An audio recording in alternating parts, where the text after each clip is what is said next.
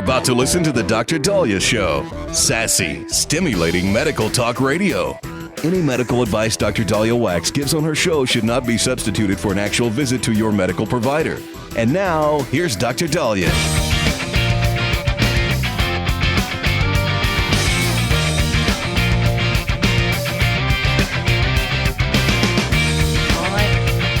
Back on Dr. Daliah Show. Thank you all for tuning in. 1-877-Dr. 1-877-DOC-DALI. So you guys know I watch a lot of sports. Love football. Really starting to get to college football too. I loved college football. I just didn't have time. I'm more of an NFL kind of girl, but now that I do a lot more work from home, I'm like, hell yeah, let's have it on in the background. Go Bama. But I was shocked this weekend when I heard that former Jets QB, Mark Sanchez, was stabbed in the chest. He was supposed to be commentating yesterday, I believe. And I find out that Saturday he was taken to the hospital because he was stabbed in the chest. So we learn about that going, oh my gosh, what happened? And then the next alert we got from the news was that he was going to be arrested. And I'm like, wait a second. I thought he was the one that was stabbed. Yeah, he was.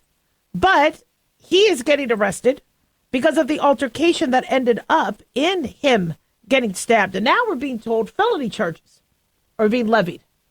Marion County, Indiana, prosecutor Ryan Mears said that further investigation by police may actually lead to a more severe charge. He had initially been charged with 3 misdemeanors as part of the incident, and now, according to CNN, faces a charge of felony battery involving serious bodily injury. This carries a maximum sentence between 1 and 6 years in prison. Now, there was a dispute between Sanchez and a 69-year-old truck driver, which apparently began over a parking space. Now, the district attorney, or the prosecutor, says you have the allegations of a 38-year-old man becoming involved in an altercation with a 69-year-old man who sustained significant, very severe injuries as a result of that altercation. They say we are literally talking about people fighting over a parking space and or a dispute about where people are parking, and it resulted in someone just, quote, this is what they said, incredibly significant injuries. Now, Sanchez was in Indianapolis. I think he was going to be covering the Colts game for Fox Sports when Colts played the Raiders. That was, Pete Carroll has his work cut out for him. That was a rough one. I'm sorry I had money on the Colts. But still, that's I mean, Raiders are now in my hometown, so I root for them and I support them. But that was a rough game, very rough game for them. But Mark Sanchez was in Indianapolis to cover the game, and then we find out he had to go to the hospital, and he was in critical condition. Then he was in stable condition. I believe he even was released from the hospital, and then luckily he survived getting stabbed in the chest. I'm not sure what happened to the other victim. And then he's been arrested. Luckily, nobody died. So apparently, the Sanchez was running in an alley near this is allegedly, according to an affidavit, near the Indianapolis Marriott downtown when he approached a 69-year-old man. The man works for a company that exchanges commercial frying oil and was parked in a loading dock area of the hotel. Now, they were looking at footage of this, and they found Sanchez approach a man's truck, begin a conversation. The man told detectives that he didn't recognize Sanchez, but he smelled alcohol and said his speech was slurred, allegedly. And so he also said that Sanchez had climbed into the cab of the truck, despite the man saying, "Don't be in my car." The footage reviewed by detectives showed Sanchez had grabbed the man and threw him up against a wall. The man told detectives that he pepper sprayed Sanchez, and when Sanchez continued to advance towards him, he pulled out his knife and struck him several times. The man was quoted, "This guy's trying to kill me." So police took his knife. The man told police that he took out his knife, stabbed Sanchez 2 or 3 times, then fell into the dumpster and some pallets that were on the ground. He said he felt like he was in a life or death situation, and Sanchez was on top of him. Now, Sanchez, I told the detective he could barely remember anything from the incident, that he didn't know who it was, who was involved, etc. And so, is this CTE? I'm everybody's innocent until proven guilty. But if Sanchez did approach somebody, and had violent tendencies, and is, quarterbacks get head concussion. When you see, we think that our football players and our athletes and our soccer players they are of, some of the highest degree of control and discipline, and because they're disciplined athletes, and when you see them on the field, you're like, damn. But we don't see them off the field. And, like we saw with Richard Sherman and his father-in-law, or, Marshawn Lynch drinking, and which was the cutest mugshot I've ever seen. Marshawn Lynch, he's kind of smiling. These individuals, unfortunately, if they did sustain head trauma, or they are, medicating their pain and other issues with drugs or alcohol, allegedly, whatever they're doing, unfortunately, we're seeing this sort of erratic behavior.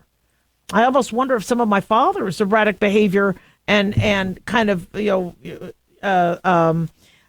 short temper and explosive sort of behavior was because of his days as a soccer player and heading and things like that. And I don't want us to fear every professional athlete or every athlete, but Sanchez has an amazing career.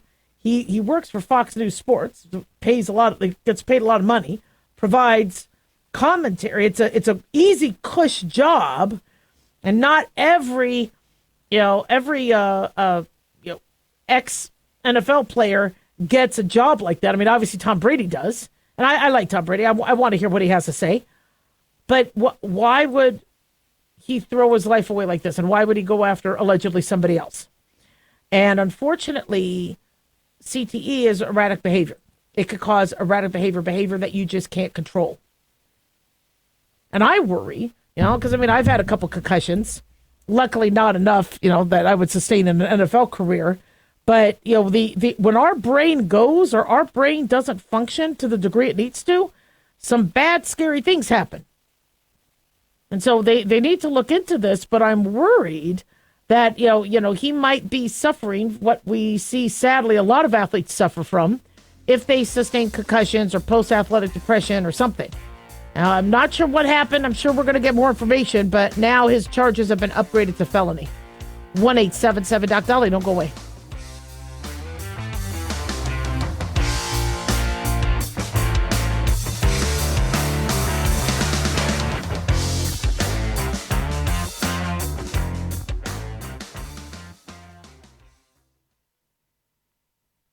Hey guys, it's Dr. Daliah. Fantasy football season is coming, but sadly, too many of you are taking the bench while the country takes part in one of the most exciting and lucrative industries out there. Don't know how to play? Well, huddle up and listen. Paul Kalikas and I have written a fantasy football pocket guide for beginners. This book walks you through the basics and shows you how simple and lucrative joining or creating a fantasy football team can be. Read our fantasy football pocket guide for beginners found on Amazon, or follow the links on X and Facebook. That's Fantasy Football Pocket Guides for Beginners. Don't be left out.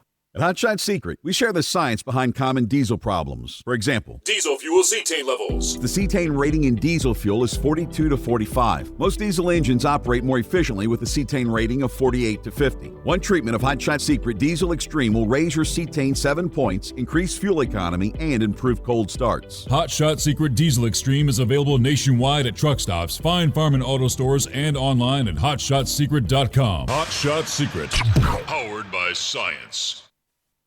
Let's face it, guys, we're living in times where the truth is becoming more suppressed and censorship is increasing at an alarming rate, especially on social media platforms. It's Clyde, and I want to tell you about a safe and secure digital playground we put together just for you. It's aftermath.media. You get access to thousands of Ground Zero archives and podcasts, along with our private social media groups with your basic membership starting at only $7 a month. Each subscription includes tech support, access to the RSS feeds, along with our own chat room and Telegram channel. In addition, the premium membership includes research study groups, webinars, a document and movie library, a live video stream of Ground Zero, a monthly Zoom chat with me, and other bonus content. Be sure to check out our yearly specials as well. Sign up today while you're thinking about it. Sign up at aftermath.media. Again, that's aftermath.media.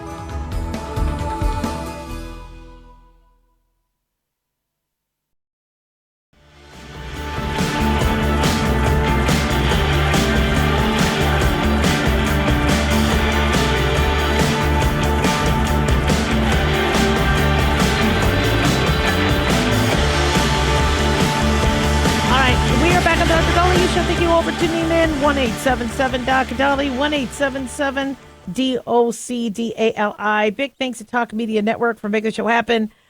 Big thanks to Daniel, our producer, and big thanks to y'all for tuning in. We really do appreciate it. Don't forget to follow us on Twitter or X at Dr. Daliah, Facebook, The Dr. Daliah Show, and on YouTube, click like and subscribe. So one of our listeners says that I'm probably not going to bring this up on air. It's a question that he's asking regarding Trump's mental health. And he accuses me of not, bringing up, equally everybody's question, especially as it pertains to, shall we say, Trump. And, do I think that some of Trump's, shall we say, recent press conferences or whatever, warrants consideration of his, mental health.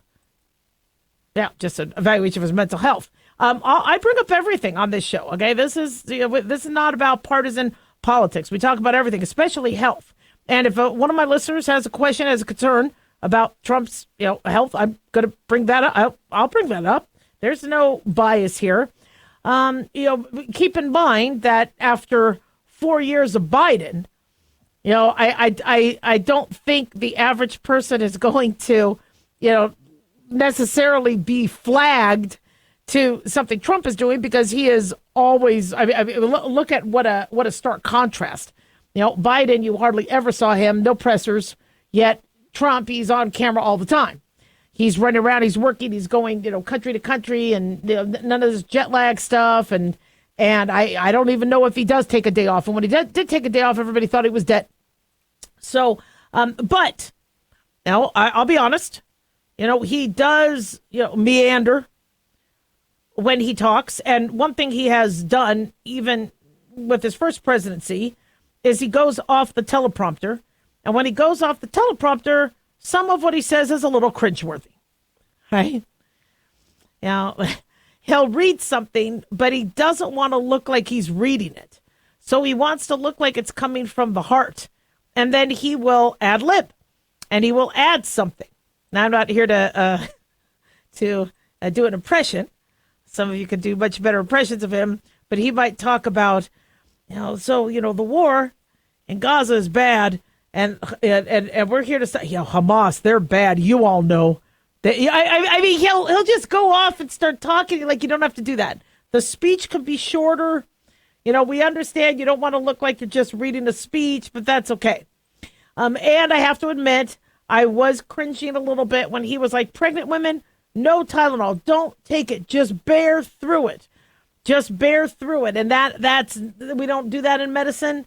I understand, and I have long said that there can be risks with Tylenol, and I am in full agreement that finally the CDC is addressing it.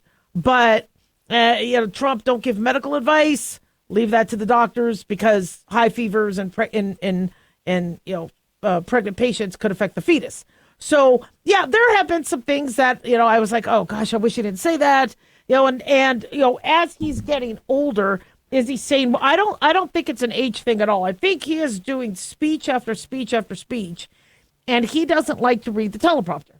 He wants to go from the heart, and so he'll add things to make it look like he's just not reading the speech. He did it right, which is very consistent with his personality style. See, me too. I don't like reading what somebody else wrote.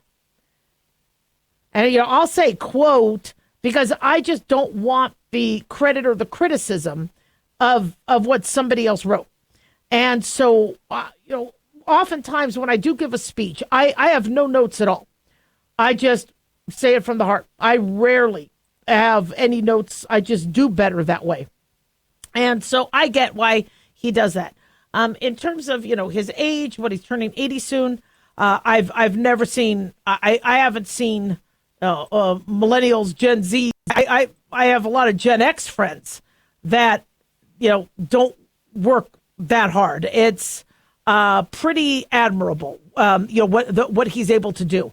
And I don't want him getting burned out. I think he was very humble and honest about falling. I think he went off. Was this during the Joint Chiefs? I think it was during the Joint Chiefs meeting or was where he goes off about Biden falling and tripping, and I, didn't necessarily, think that was, shall we say, probably one of his best speeches either. However, what I did like is how, he said, look, I need to be careful. Last thing I want to do is fall, in front of everybody. And I'm glad he said that. Because remember in his first term, everybody gave him crap for looking at his feet when he was walking down a ramp. He should. I mean, I have fallen in my 20s, 30s, 40s, and it's not good. And so I like the fact that he was open and honest about, you know what, I'm being more careful these days. You should be more careful. And I think a president that's humble about this, and, I got to watch my cholesterol. I got to, work on, I need sleep. I need sleep. It's okay for a president to say, I need sleep. Now, you being the commander in chief, and there being a lot going on, foreign policy wise, I can see why some people will decide to make mountains out of molehills on that. But, and it's not the president's job to ensure and tell everybody to, make sure sleep is a priority. But, if I'm assuming he's getting some, because honestly, I don't know how he has the energy he has. I sometimes get exhausted watching him. But the recommendations I would make is have him meander less on these speeches. Short and sweet. I think he's trying to fill the time. I think he loves being on the microphone. I think he has a lot to say. And also, in his defense, much of what he has said prior to him being able to have Truth Social, etc., has been curtailed and edited and deep faked and like that guy with the sombrero in his voice. Even though he actually reposted that on Twitter and thought that was funny, he understands the power of media and how if he's behind the mic, that's his only time to be able to get what he feels out. That and True Social. And many media outlets will not cover what he writes on True Social. So if there's liberal media there with the cameras, he's going to use that opportunity to talk. And I think I'm not worried about that, but I think he is, sometimes running the risk of doing too lengthy speeches. I would do it short and sweet. I wouldn't ad-lib or go off. And I would also, as we're looking at the shutdown, I would really try to rethink the language about if you don't reopen us, I'm going to start laying off federal workers. I don't like that verbiage. And that has nothing to do with mental health or whatever. I understand what he's doing. He's very, very frustrated with the Democrats and the Schumer shutdown. I get that. It's ridiculous. But if you say you're doing the layoffs, well, then you're the one that's looking like you're doing the harm from the shutdown. And we don't want anything to look retaliatory.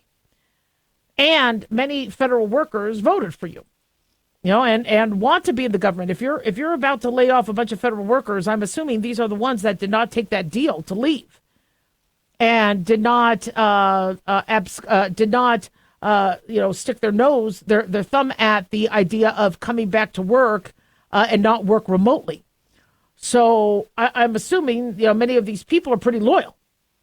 And so I would hate to see them lose their job because, you're trying to figure out how to get, the Democrats to respond.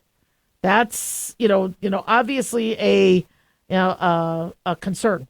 So I would reword it as, look, we need to find money somewhere. And we need to come up with this amount of money for Social Security checks. So this department here, we might have to, be completely transparent and say, look, we need the money. This is where the money has to come from.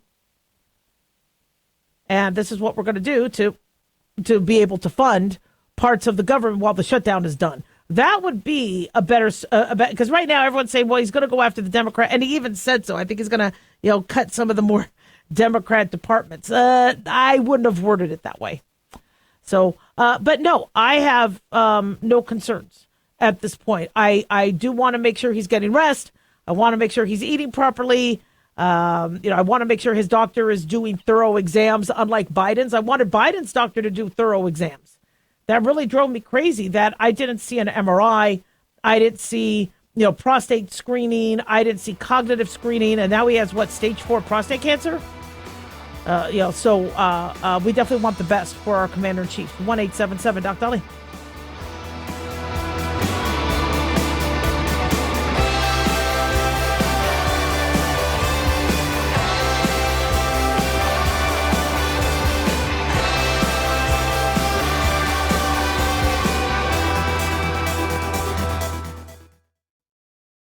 At Hot Shot Secret, we share the science behind common diesel problems and their solutions. For example, Diesel fuel cetane levels.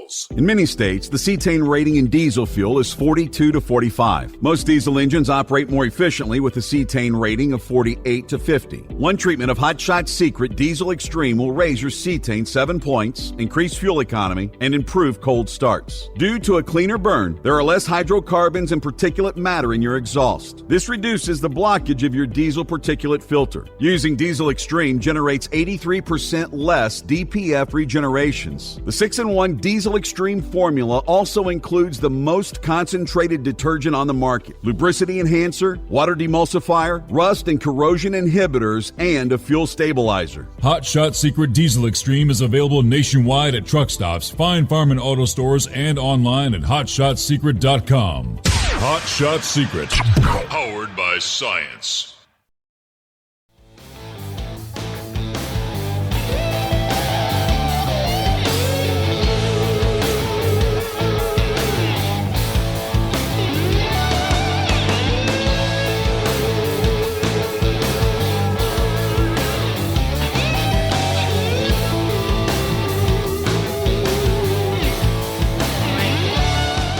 Back on the Dr. Daliah Show. Thank you all for tuning in. 1-877 Doc Daliah, 1-877-DOC-DALI. So you're looking at what's been happening in the news with Trump nearly being assassinated twice. Boy, that's a miracle. You're hearing a lot of talk about miracles. I've witnessed miracles in my family. For those of us that have witnessed miracles, if you haven't experienced one personally, I got to tell you, just watch a video of, Trump speaking and him looking at the immigration poster and then getting hit in the ear. I got to tell you, and I said this when this happened, Biden's border debacle and the immigration crisis actually saved Trump's life. Because if he hadn't turned his head to look at that poster, he could have been killed. It's crazy, but that was a miracle. I've seen Trump survive that. But what's bothering me is how people are not fearing being an assassin. I mean, in the olden days, you had to be a real bad person to go out, load your gun, and try to do something with it. We were afraid of the police. We would have never thought we were religious. We were like, thou shalt not kill. Meanwhile, look at this Brett Kavanaugh, would-be assassin, man from California, who wanted to assassinate Supreme Court Justice Brett Kavanaugh. I mean, there are people out there. Look what happened to Charlie Kirk. I mean, they almost aspire to do that. And I fear we have more and more of these individuals. Speaking of this man who tried to assassinate Brett Kavanaugh years ago, you would think, somebody wanted to assassinate a Supreme Court justice because of the Roe v. Wade law. Ridiculous. What? Complete mentally ill. Because, in fact, the Roe v. Wade overturn actually got the government out of abortion. It got the federal government out of abortion.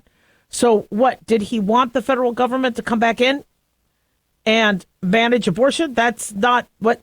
Yeah. So anyway, Nicholas Rosk apparently got his sentencing. Now, what would you think a sentence for attempting to assassinate a Supreme Court justice would be? Life in prison, 20 to 30 years? Nah. He got 8 years and 1 month. 8 years and 1 month. I mean, there's been individuals that got way more than that for, why? Because California. Nicholas Rosk actually is now a trans woman and identifies as Sophie. So I apologize. He's not Nicholas Rosk anymore. He is now Sophie. And Biden-appointed federal judge Deborah Boardman had requested, let me see, I think is the one who presided over this. The defense team asked for an 8-year sentence and 25 years of supervised release, whereas prosecutors had requested that Rose be sentenced to 30 years in life. Now, for some reason, our judges disagree, and you would think something would be a slam dunk. You have somebody who wants to commit murder. Roscoe was arrested outside Kavanaugh's Maryland home on June 2022, carried a Glock 17 pistol, ammunition, a tactical light, zip ties, pepper spray, and burglary tools. He told investigators he planned to kill Brett Kavanaugh. After the Supreme Court's draft decision in Dobbs versus Jackson Women's Health was published the previous April by Politico. Remember, somebody leaked it? He was 26 years old. He took a taxi from Dulles International Airport in Northern Virginia to Kavanaugh's Chevy Chase residence around 1 a.m. And then he saw 2 U.S. Marshals guarding his home. So he decided to abort his plan.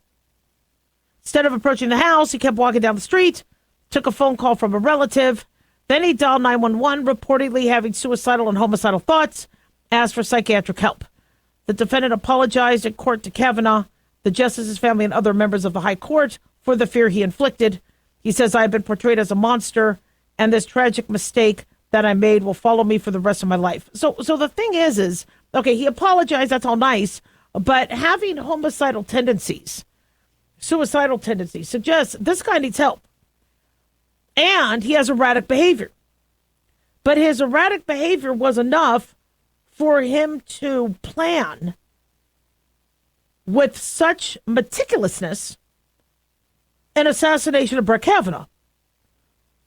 You know, when was it Jared Loughner who shot Congresswoman Gabby Giffords in Tucson?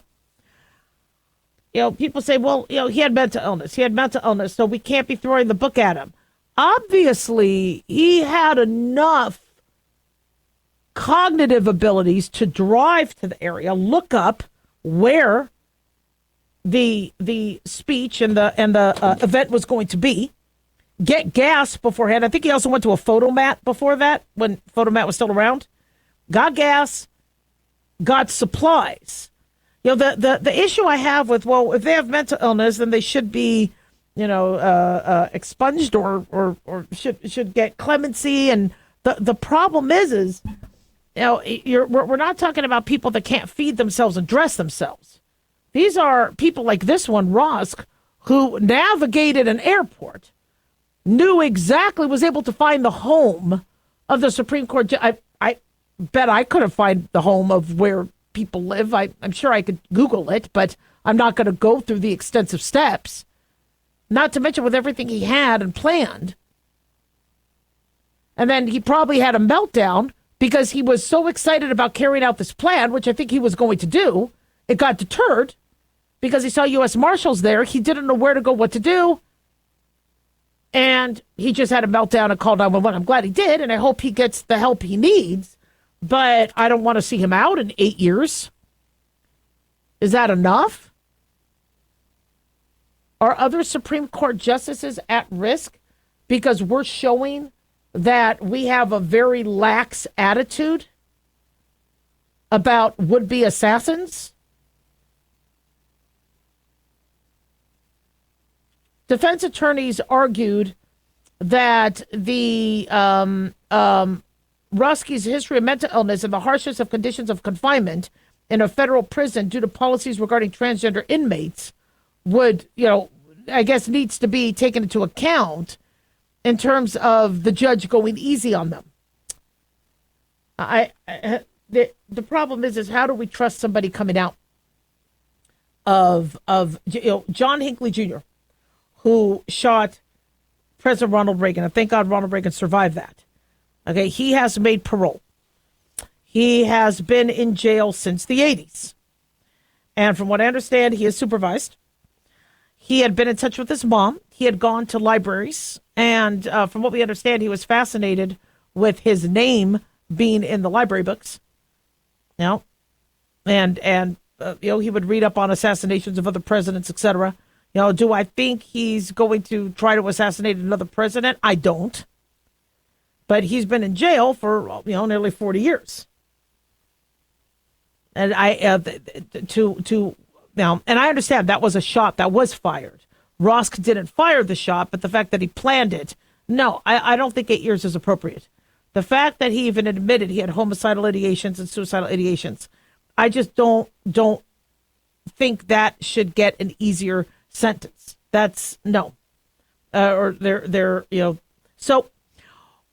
the concern I have is what used to be a rare one-off now seems to be a lot more commonplace. And we could have people in our neighborhood just plotting the next killing or assassination. And I really do believe there's fewer checks and balances. And now that people aren't at work and, and they're home and nobody knows they exist, there's unfortunately, we have some dangerous people that are hiding in our midst. 1-877 Doc Daliah.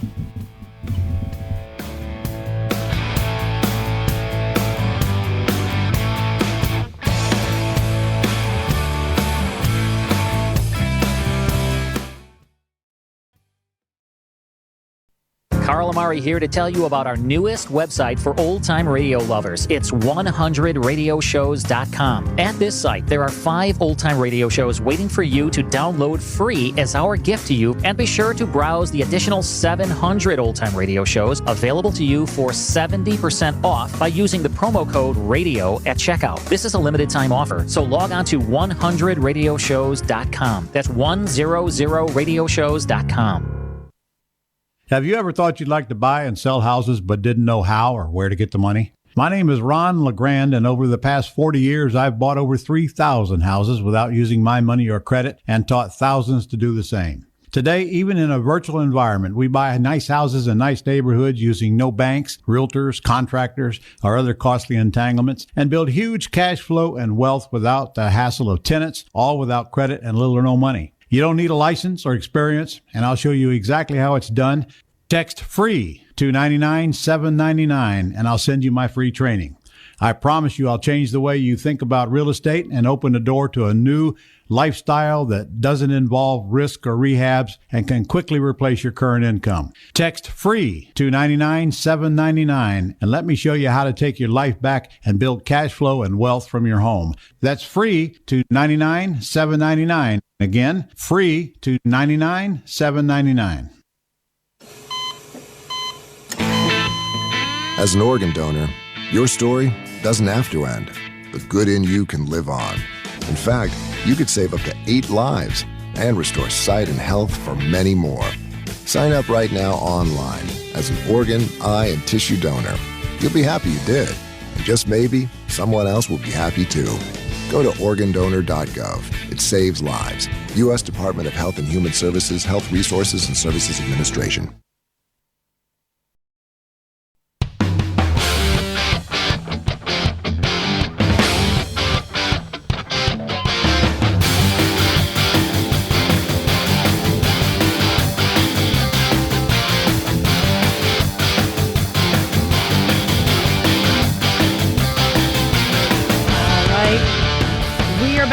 Daliah Show. Thank you all for tuning in. 1-877 Doc Dali, 1-877 DOCDALI. All right, it's about time. I do not want to get too optimistic about this, but it's about flipping time.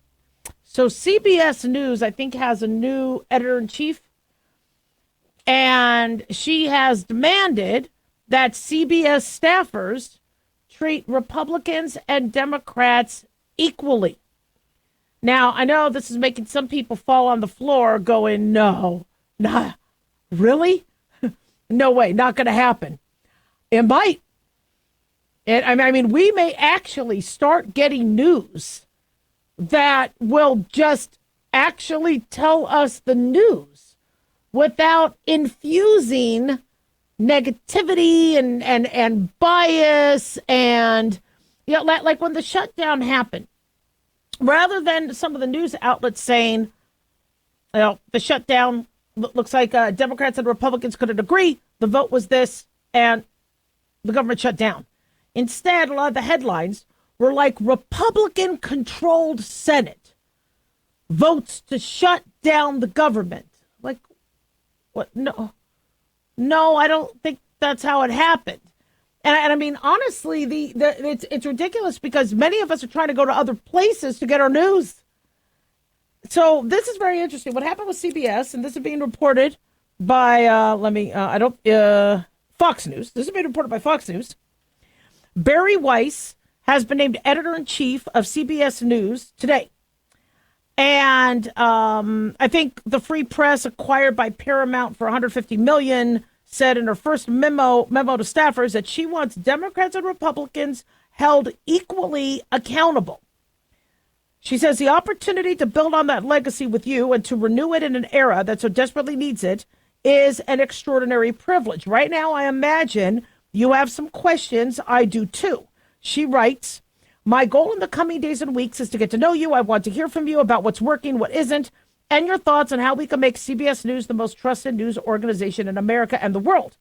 She says, I'll approach it in the way any reporter would, with an open mind, a fresh notebook, and an urgent deadline. So she listed 10 core journalistic values, among them holding both American political parties to equal scrutiny. One is journalism that reports on the world as it actually is, journalism that is fair, fearless, and factual, journalism that respects our audience enough to tell the truth plainly, wherever it leads, journalism that makes sense of a noisy, confusing world, journalism that explains things clearly without pretension or jargon, journalism that holds the American political parties to equal scrutiny, journalism that embraces a wide spectrum of views and voices so that the audience can contend with the best arguments on all sides of the debate, journalism that rushes toward the most interesting and important stories, regardless of their unpopularity, like these Christians being murdered in Nigeria. Why isn't anybody covering that? That's journalism that uses all of the tools of the digital era, journalism that understands that the best way to serve America is to endeavor to present the public with the facts first and foremost. I think she was working with the New York Times.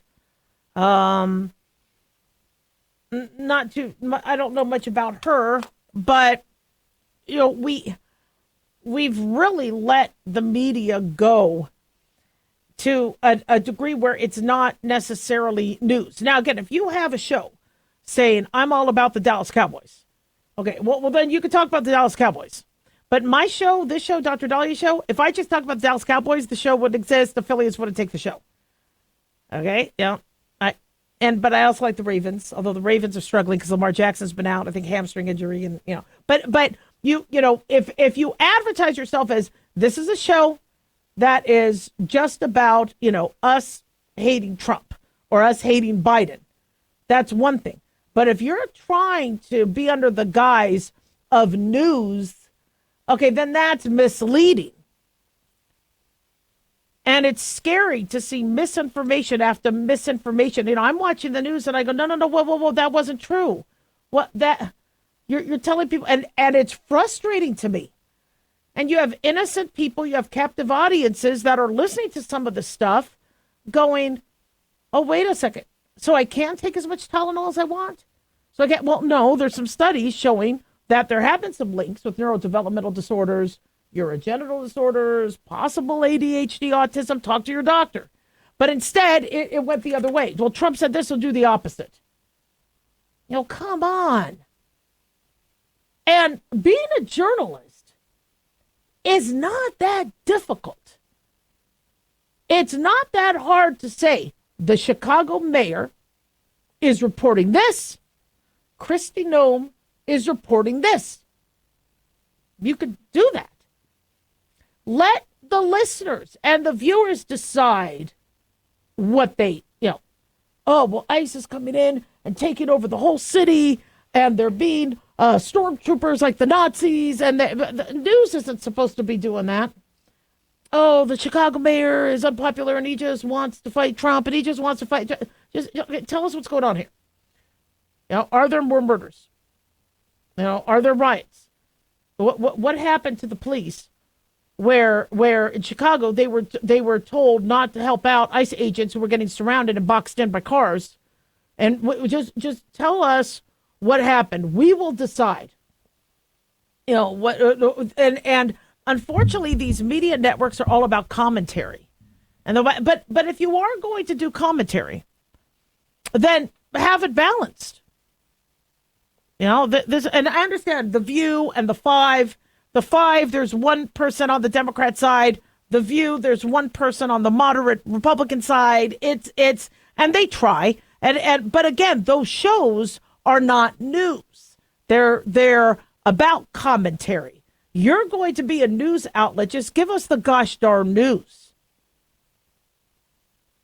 Just, tell it like it is. The Ravens lost. The Bills lost to the Patriots. I think the Patriots, and I told you with preseason, I was pretty impressed. Vrabel, their new coach, he was the Titan coach before, I think. So but you don't care how I feel. You just want to know. The Bills lost at home. Was it 23-20? Just what happened. And then if there's commentary, have both sides. But I understand they handpick and but it'll be very interesting because, these major news outlets don't get a lot of the viewers anymore. When people want their news, they go to Twitter or X. They go to, they may go to Facebook. They may look at what, as opposed to, I'm going to just go and turn on the TV. People are on their phones. See, before you had NBC Nightly News, CBS Evening News, so you would have to wait till 5:30 at night, then turn it on, get your news, and then go about and watch your sitcoms. But now people are getting their news all day long, which I like because you want to know, are the hostages finally free? Are any more shootings I need to know about in my area? What's going on with the shutdown? News is 24/7. So it is nice to be able to access that 24/7, but who are your trusted resources? One of you years ago said you get your news from me, my show. I'm flattered, but don't. As much as I like to give you guys the headlines and news, I can't give it all to you 24/7, real time. And so there is a dearth of where do you go for news that isn't infused with all these multi-million-dollar celebrities and giving their political opinion. So it'll be interesting to see what CBS does. We'll see. 1-877 Doc Daliah. Don't go away.